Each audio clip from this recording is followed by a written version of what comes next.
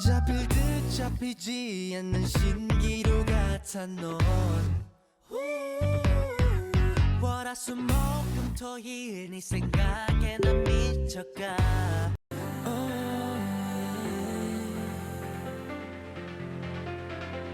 요렇게 마이너 솔라 시작한 따뜻하게 날 불러주는 그 네 목소리에 하늘이 맑아진 게 느껴졌어 이런 가닥해 마음이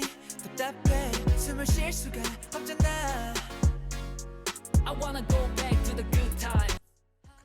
Hello ជំរាបសួរស្ដីអ្នកគ្នាថ្ងៃនេះខ្ញុំនាំអ្នកទាំងគ្នាទៅស្គាល់ក្រុមតារាចម្រៀងដែលមានសមាជិកច្រើនជាងគេនៅក្នុងផលិតកម្ម YG Entertainment ហើយក្រុមដែលមានសមាជិកច្រើនជាងគេនៅក្នុងផលិតកម្ម YG នោះគឺ Tracer គឺជាក្រុមតារាចម្រៀងប្រុសកូរ៉េខាងត្បូងដែលស្ថិតក្រោមផលិតកម្ម YG Entertainment ដែលបានបង្កើតឡើងនៅក្នុងឆ្នាំ2019ហើយក្រុម Tracer នេះផងដែរគឺមានសកម្មភាពនៅក្នុងឆ្នាំ2020សមាជិកនៅក្នុងក្រុម Tracer មានចំនួន10នាក់មានដូចជា Choi Yun Suk, Ji Hoon, Yoshi, Jung Sho, Yoon Jae Hyuk, Asahi, Do Young, Haruto, Park Jung Woo និង So Jung Hwan ហើយសមាជិកដំបូងដែលមានលើកយកមកនិយាយមុនគេនោះគឺ Yun Suk មានឈ្មោះពេញថា Choi Yun Suk បានកើតនៅថ្ងៃទី21ខែមេសាក្នុងឆ្នាំ1999បច្ចុប្បន្ន Yun Suk មានអាយុ26ឆ្នាំ Yun Suk គឺជាជនជាតិកូរ៉េខាងត្បូងរស់នៅកាំងណាម Yun Suk មានកម្ពស់171សង់ទីម៉ែត្រនៅក្នុងក្រុម Tracer Yun Suk គឺមានតួនាទីជា rapper dancer នៅក្នុងផលិតកម្ម YG Entertainment សមាជិកបន្ទាប់នោះគឺ Jae Hyuk មានឈ្មោះពេញថា Yoon Jae Hyuk កើតនៅថ្ងៃទី23កក្កដាក្នុងឆ្នាំ2001ដែលបច្ចុប្បន្នមានអាយុ24ឆ្នាំ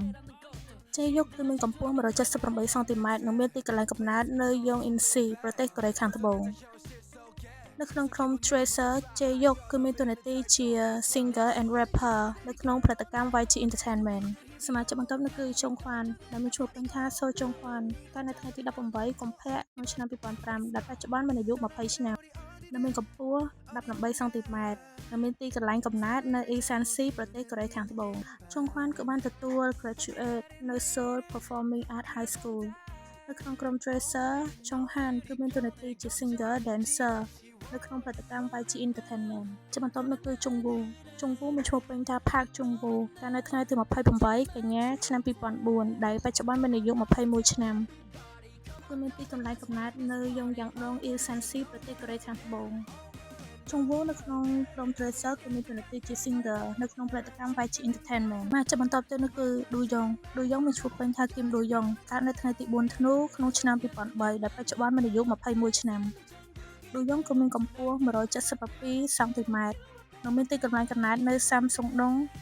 ប្រទេសកូរ៉េខាងត្បូងយកបានទទួល graduate នៅ Angkyong-chung High School នៅក្នុងក្រុម Tracer Do Young គឺមានតួនាទីជា singer dancer នៅក្នុងផលិតកម្ម YG Entertainment